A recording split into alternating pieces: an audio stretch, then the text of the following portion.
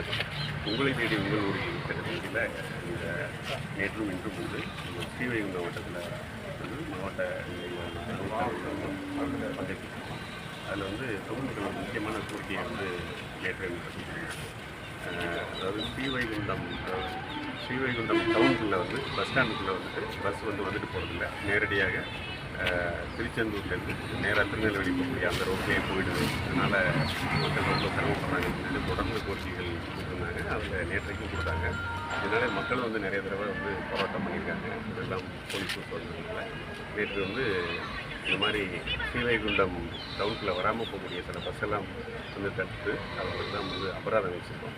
நம்ம root permit வந்து பார்த்திங்கன்னா ஸ்ரீவைகுண்டத்துலாம் அந்த பஸ் ஸ்டாண்டுக்குள்ளெல்லாம் வந்துட்டு போகிற மாதிரி தான் நம்ம ஆர்டிஏல ரூட் பர்மிட் வந்து இஷ்யூ ஆகிருக்கு.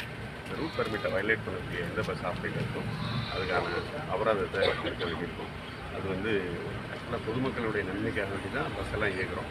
ஒரு முக்கியமான டவுன் வந்து ஆற்றினுடைய ஒரு கரையில் இருக்கிற பொழுது ஆற்றோட இன்னொரு கரையிலேயே பஸ் நேரடியாக போயிட்டு இருக்கிறப்ப எல்லி ஒரு 1.5 கிலோமீட்டர் 2 கிலோமீட்டர் வந்து மக்கள் நடந்து போய் பஸ் ஏற வேண்டிய சிரமம் இருக்குது.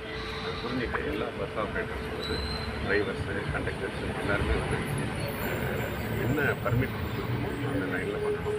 இது சம்மந்தமாக போக்குவரத்து கழகத்திலையும் தொடர்ந்து இன்ஸ்ட்ரக்ஷன் கொடுக்குறோம்.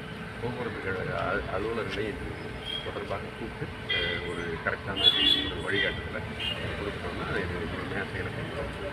ஃபியூச்சரில் இதே மாதிரி வயலேட் பண்ணக்கூடிய பஸ் ஆப்ரேட்டர் யார் இருந்தாலும் அவங்க மேலே அபராதம் விதிக்கக்கூடிய நடவடிக்கையோ அல்லது பர்மிட்டை வந்து சஸ்பெண்ட் பண்ண வைக்கக்கூடிய நடவடிக்கையோ எடுத்துக்கிறோம்.